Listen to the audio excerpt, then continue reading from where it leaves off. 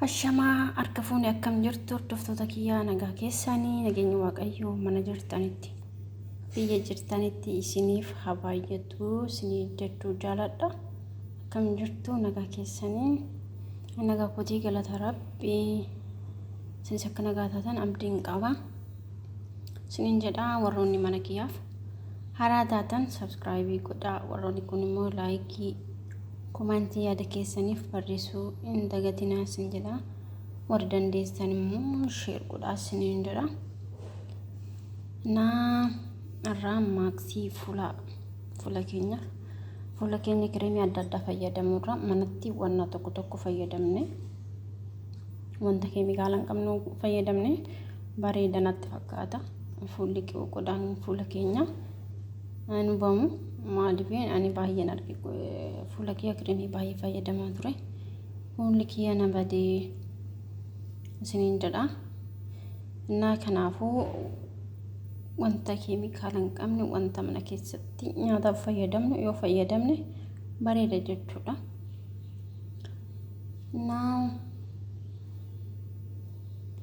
Maalinni hojjettanii aannan fresh jechuudha. Kuni beektu bishaan ababaa jedhama, maayiwarid kan jedhamu. Kun immoo kaameraa aannan isuma kana jechuudha. Isaanii qopheeffadhee isaan kana tilmaaman bareeji keessa godhannetti fayyadamuu dandeenyu baay'inaas fayyadamuu danda'a. Aannani damma fayyadamuu dandeessu isini. Dammi immoo anaaf fuula kiyyaa hin ta'u jechuudha. Shifnatti godha. Dammi warroota isiniif tasmaamuuf damma fayyadama. Dammi baay'ee bareeda jechuudha. Damma yoo fayyadamtani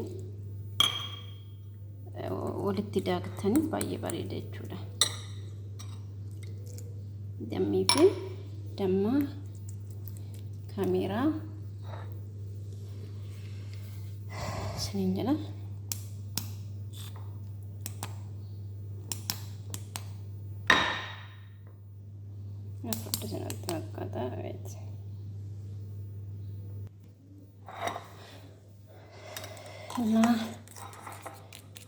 Akkanatti raqabkooni maayiwarid intini bishaan isaa ababaa kaati qotan damma kee wajjiniin baay'ee bareedaadha. ግን naanta wana saamunaa dammaatu naaf hin ta'u jechuudha. Saamunaa fakkeenyaaf saamunaan dammaa jiraanne saamunaa fuula naaf hin ta'u jechuudha. Saamunaa kabiraa fayyadama. Dammi garuu nama ta'uuf hin ta'a. Harka tokkoon kaameraa sila qabee shunti jechaa hin jiru. Isaan kana sadii walitti fayyadama jechuudha. Nama wareegdeen fakkeenyaaf fuula keenya dhiqanneetu yoo dhumarra fuula keenya hin xaraganne baay'ee bareeda jechuudha. Inni kun baay'ee murteedha fuula. Isa kana akkanatti burkunne gin bukaa irshoo sila ta'eefu yoo lafa teechisne bukaa'uu danda'a baay'isnee jechuudha. Firiijii keessa mana baradootu goonee goggogsine jechuudha. Baradoo goone fuula keenya fakkeenyaaf baradoodhaan shaamaa miti fuul akka baradoo keessa goone waraqataan haphisne jechuudha. Yoo inni baradoo ta'e baradoo saffuune fuula keenyattiin ashaachuu dandeenya jechuudha. Isa baradoo ta'e jechuudha. Maaliif yoo lafa taa'e hin bukaa. Jala soo ta'e fakkeenyaaf hin bukaa yoo baradoo ta'uu baate jechuudha. Irshoodha. Taanaan irshoo baay'ee quba sila ta'eef jechuudha. Irshoon kamiyyuu xiqqoos haa ta'u hin bukaa sila ta'eef. Akkanatti irshoo yoo fayyadamne irshoon baay'ee fuulaaf baay'ee bareeda. Araboonni fayyadamu jechuudha. Araboonni baay'ee fayyadamu fuula isaaniitiif irshoo. Xiqqaaluma hojjetiin nama jettee gisee tokko intinedha malee yeroo bakka guyyaadhaan gisee tokko galgala waan ganamarree mijachuu dhiisuu danda'a. Galgala yeroo rafuudhaa dennu daqiiquma 30 ofirra teechifne yoo fuula keenya dhiqanne yoo inni goggoga jechuudha inni yoo inni nurratti goggogu san shitti goone fuula keenya masaajii dura masaajii akka gaariitti goone yoo dhiqanne baay'ee bareeda jechuudha. Fuulli kiyya duraan baay'ee shiffitaa qabaa ture amma saamunaa fi girsiliinii kan jedhamu tokko isa suuqidhaa bitadhee isa yeroo hunda fayyadama. Girsiliinii galgala dibadhaan irraa bade jechuudha. Akka duraatii miti biyya ormaatti qaamni nama jijjiirama jechuudha. Biyyattumaan ta'u fakkeenyaaf biyyattuu wanti fayyadamnu tokko hin jiru fuullumaan hin ta'u dhugaa. Na yoo biyyaa ba'anii fuulli qaamni mataa waa hundumtuu nama jijjiirama jechuudha. Maal akka ta'e hin beeku. Biyya namaa ta'utus jira. Biyyi namaan taane jirti. Kan mataa namarraa fixu kan fuula nama balleessu akka haala qilleensa na fakkaata. Na akkasiidha. Amma kuni baradoo keessa godha jechuudha. Mana baradoo godhee fayyadama isinitti agarsiisa yeroo baasu. Mana baradoo keessaa jechuudha. Gin xiqqoo dhimma sharraan dibadhaa amma kaza mana baradoo godhaa. Isin jechuu jaalladhaa. Baay'ee bareeda jechuudha. Aannan kun amma fakkeenyaaf aannan dhugamu dartuudhaaf danfifamee kan dhugamu. Aannani baay'ee bareeda. Aannan kun fuulaaf baay'ee bareedaadha jechuudha. Suuqii kamitti argamuu danda'u ijoolleedhaaf manatti bitama gisee dhugama jechuudha. Innaa isaa kanatti amma fakkeenyaaf warroonni damma baay'ee dabalatanii ittiin dibatan baay'ee bareeda jechuudha. Warroonni fuulli kechanii dammi isiniif tasmaama'u damma bittanii dammaan fayyadamuu dandeettu.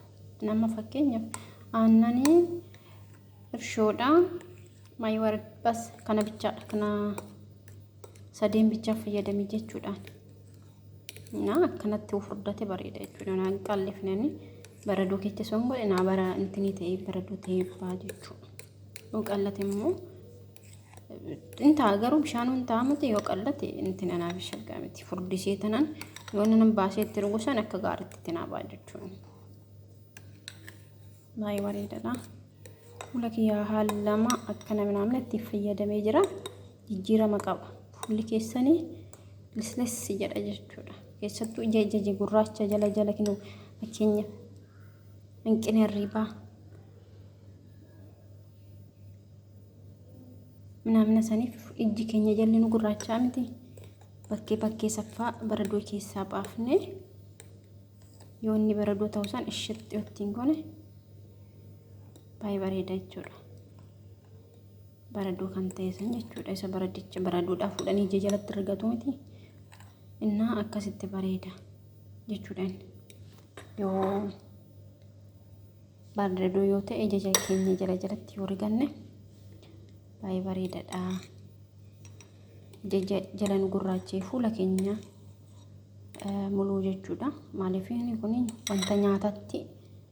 wanta nyaatamu keemikaala kan qabu miti fuula keenyaaf.